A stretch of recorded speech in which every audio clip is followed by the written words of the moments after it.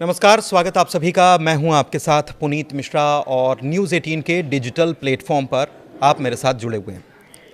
राजा और सोनम रघुवंशी मामले में अपडेट क्या है, आज का अपडेट क्या है, क्या क्या चीज़ें हुई हैं, क्या क्या चीज़ें पता चली हैं, आपको बता दूंगा मैं।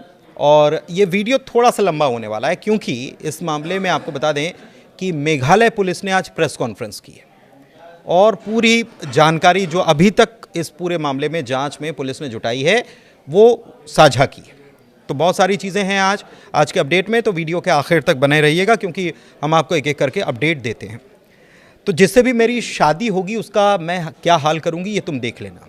ये किसने कहा? जाहिर सी बात है सोनम ने ये कहा था, अपनी माँ से कहा था और उसकी माँ को ये पता था कि सोनम इस शादी या इस रिश्ते से बेहद नाराज़ है। एक बात ये सामने आई है और सोनम की माँ ने ये चीज़ें छुपाई थी, ये बात निकलकर सामने आ चुकी है।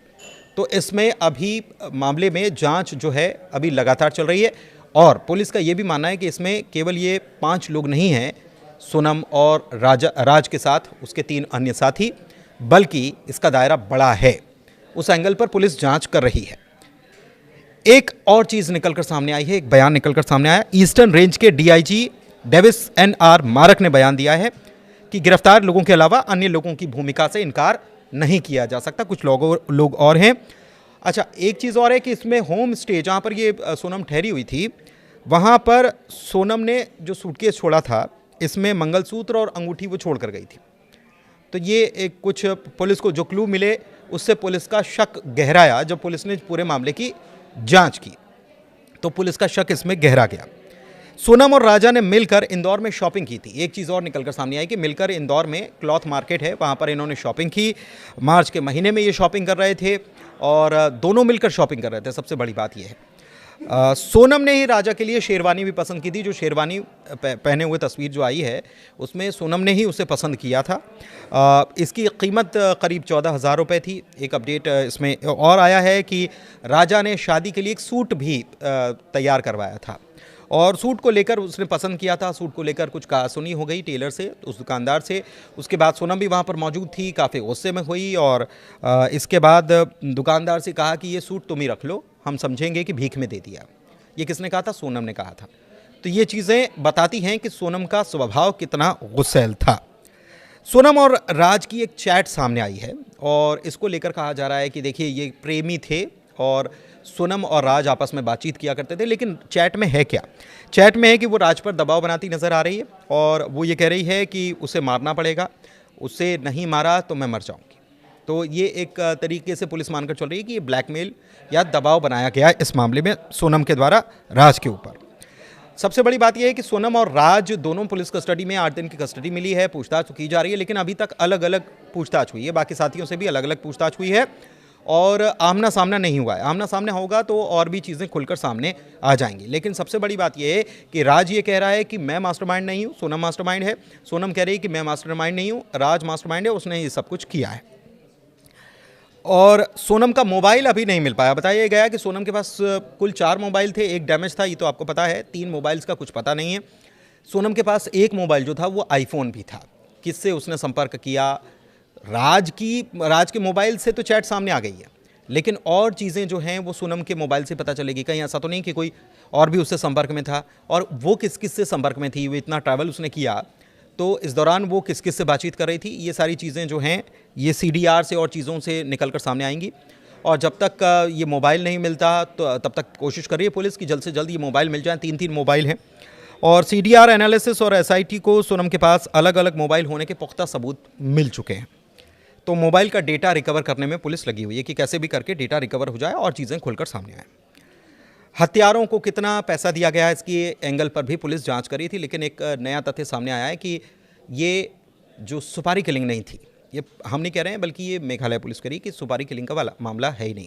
ये तो दोस्ती में कर दिया, सब दोस्ती यारी में कर दिया। राजा की प्रॉपर्टी पर सोनम की नज़र थी। ये कौन कह रहा है? ये राजा की माँ कह रही है कि सोनम जो थी कुछ रिश्तेदारों ने बताया था कि वो बड़ी लालची किस्म की है, पैसे की बड़ी लालची है और उसकी नज़र थी, गुस्सैल स्वभाव है, ये भी बताया था। एक चीज़ और है कि घर वालों को रिश्तेदारों ने इशारों में आगाह किया था कि ये रिश्ता आप करने जा रहे हैं तो ये ठीक नहीं है, थोड़ा सा इसके बारे में सोच लेना चाहिए। तो एक अपडेट ये भी है और उनको अब जाकर समझ में आया। सोनम के बारे में अपडेट ये भी है कि 26 मई से, यानी कि जब उसने घटना की 23 तारीख और उसके बाद फिर वो इधर उधर गई और 25 तारीख को वहाँ से चली, 26 मई से 8 जून तक, मतलब जो वो पकड़ाई गाज़ीपुर में, उसके एक दिन पहले तक इंदौर में ही थी। 14 दिन उसने इंदौर में बिताए, ये भी बात निकलकर सामने आ रही है।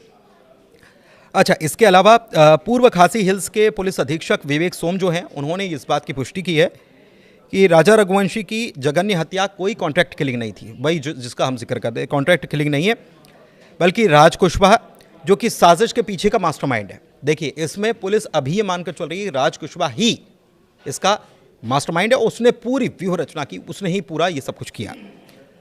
इसमें निर्मम हत्या की गई और ये एहसान उतारने के तौर पर ये सब किया गया। किसका एहसान? सोनम का एहसान उतारने के लिए किया गया। एसपी ने यह भी बताया है कि पूरी जो प्लानिंग थी राज कुशवाहा ने तैयार की थी। उसके 3 साथी आकाश, विशाल, आनंद इसमें शामिल थे और भागीदारी और जानकारी सोनम को पूरी थी। मतलब सोनम को मालूम था कि कब होना है, कैसे होना है, और उसमें हिस्सेदारी भी थी, मतलब उसने किया भी है। ये भी बात पुलिस ने मान रही है। एक बात और है कि 1 नहीं, 2 नहीं, 3 नहीं, बल्कि 4 जगहों पर राजा को मारने के लिए 1 नहीं 4 जगहों पर प्लानिंग की गई थी। ये बात भी पुलिस ने अभी पूछताछ में पता की है। और इसमें आखिरी घटना मलिकियात और वे संदूक के बीच सुंदर मार्ग पर अंजाम इन्होंने दे दी, जिसमें राजा की हत्या कर दी गई। पहली कोशिश की थी तो वो नाकाम हो गई, लेकिन उसके बाद इन्होंने इस कोशिश को जारी रखा कि मारना ही है, हर हाल में मारना है।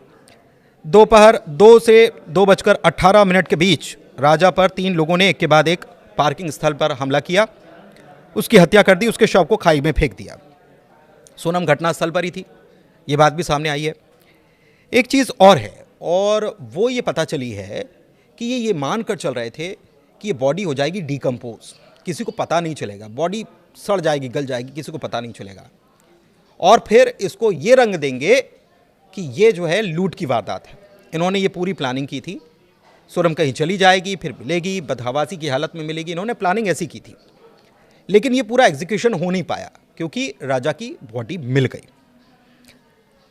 पुलिस अधिकारियों ने यह भी कहा कि सोनम का कहना था कि उसे शादी के लिए मजबूर किया गया था, लेकिन अपराध की योजना बनाने, उसे अंजाम देने में उसकी सक्रिय भागीदारी उसे प्रमुख संदिग्ध बनाती है। इसके अलावा जांचकर्ताओं ने यह भी माना है कि राज ने शादी से करीब 11 दिन पहले ही हत्या की साजिश रचना शुरू कर दी थी। मतलब राज जो मास्टरमाइंड पुलिस बता रही अभी, उसकी प्लानिंग जो है वो 11 दिन पहले से ही शुरू हो गई थी। और मौत का नाटक वही जो मैंने आपको बताया कि सोनम को गायब करने की प्लानिंग थी, बॉडी डिकम्पोज हो जाती और ये करते कि शायद उसकी कोई दुर्घटना हो गई है, उसमें उसकी मौत हो गई है, फिर वो घायल अवस्था में मिलती, इस प्रकार की इनकी प्लानिंग थी। जब इनकी पूरी प्लानिंग फेल हो गई तो फिर इन्होंने एक प्लान और बनाया कि सोनम गायब हो जाएगी। मतलब एक प्लान ये था कि पहले सोनम ही गायब हो जाए, इसमें राजा को मारने का प्लान नहीं था, कि सोनम को गायब करने का प्लान था, और फिर बाद में ये बताने का प्लान था कि उसकी मौत हो चुकी है। लेकिन ये नहीं हुआ, तो उसके बाद इन्होंने ये वारदात अंजाम दी, ये पुलिस बता रही है। और इसके बाद ये प्लानिंग थी कि अपहरण या उसके साथ कुछ गलत हो गया, इसकी कहानी वो गढ़ लेंगे। योजना जिनकी प्लानिंग जो थी उसके अनुसार ये चीज़ें चली नहीं। उसके बाद ये भी पता चला है कि मेघालय में कोई टोही नहीं की गई थी। तीनों ने हत्या प्रयास के पहले गुवाहाटी में जगह का मुआयना कर लिया था, सर्वेक्षण कर लिया था। और पुलिस अभी जो है पूरे मामले में अभी भी बयान दर्ज करने में लगी है। और ये भी प्लानिंग है कि बहुत जल्द, मतलब जो वारदात वाली जगह है वहाँ पर बहुत जल्द जो वारदात कैसे की गई, क्या की गई, इन सबको लेके जाएंगे और फिर सीन रिक्रिएशन का काम करेंगे। पुलिस एसपी जो हैं उन्होंने ये भी कहा है कि ये कोई अचानक से किया हुआ कृत्य नहीं था, कि अचानक से हो गया, ऐसा कुछ भी नहीं है। ये तो खैर शुरू से पता है, ये वेल प्लान्ड था, well planned cold blooded murder था। ये पुलिस मानकर चल रही है। जांच चल रही है, जांच का दायरा भी पुलिस बढ़ा रही है। पुलिस को लग भी रहा है कि हो सकता है कि इसमें और भी लोग शामिल हों, लेकिन ये शुरुआती जांच है, अभी जो बयान दर्ज हुए हैं उसकी जांच है। और जब खंगाले जाएंगे, जैसे सोनम का सीडीआर और ये सारी चीज़ें अगर रिकवर हो गई तो उससे बहुत सारी चीज़ें निकलकर सामने आएंगी। और हो सकता है कि अभी जिस थ्योरी पर पुलिस काम कर रही हो उस थ्योरी से निकलकर कुछ अलग तथ्य भी सामने आए। लेकिन एक बात तय है कि इस पूरे मामले की जांच करते करते कुछ नई चीज़ें ज़रूर निकलेंगी और नए नए खुलासे भी ज़रूर होंगे, ऐसा कुछ जानकार दावा भी कर रहे हैं। हालांकि ये दावा हमारी तरफ से नहीं है, लेकिन फिर भी अपडेट आप तक पहुंचाना था कि आज का अपडेट क्या है, तो आपको अपडेट हमने पहुंचा दिया। कैसा लगा अपडेट बताइएगा ज़रूर कमेंट के ज़रिए। बहुत धन्यवाद।